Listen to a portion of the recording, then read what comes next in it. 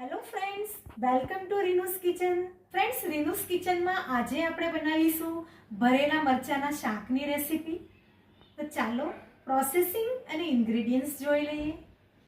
500 ગ્રામ જેટલા મેં ફ્રેશ આવા લીલા મોટા મરચાં લીધા છે.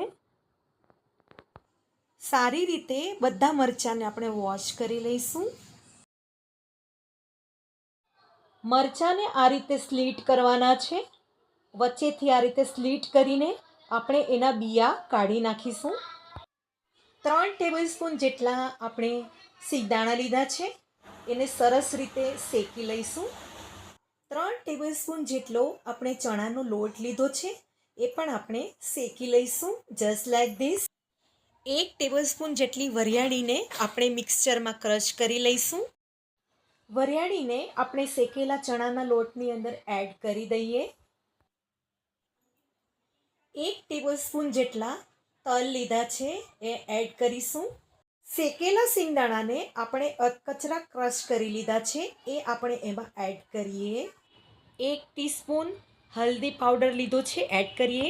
હવે એમાં 2 ટીસ્પૂન જેટલું લાલ મરચું પાવડર એડ કરીશું. 1 ટીસ્પૂન જેટલો ગરમ મસાલો એડ કરીએ. 1 ટીસ્પૂન જેટલો ચાટ મસાલો એડ કરીશું જસ્ટ લાઈક ધીસ. હિંગ એડ કરીશું just like this. Salt add કરીશું એઝ પર ટેસ્ટ. 1 ટીસ્પૂન જેટલી ખાંડ એડ કરીશું. ચટપટા ટેસ્ટ માટે 1 લીંબુનો રસ એડ કરીશું. થોડું તેલ એડ કરીશું જસ્ટ લાઈક ધીસ. હવે આપણે જે મસાલા કર્યા છે, એ બધું આપણે સરસ રીતે મિક્સ કરી લઈશું. Mix well like this.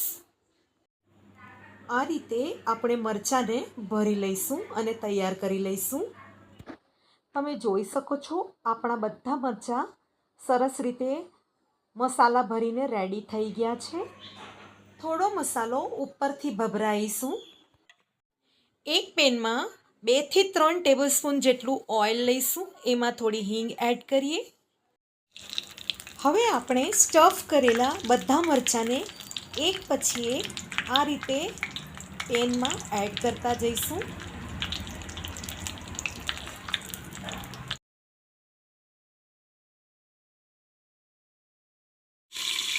પાંચ થી 7 મિનિટ સુધી આપણે એને ઢાંકી રાખીશું આ રીતે.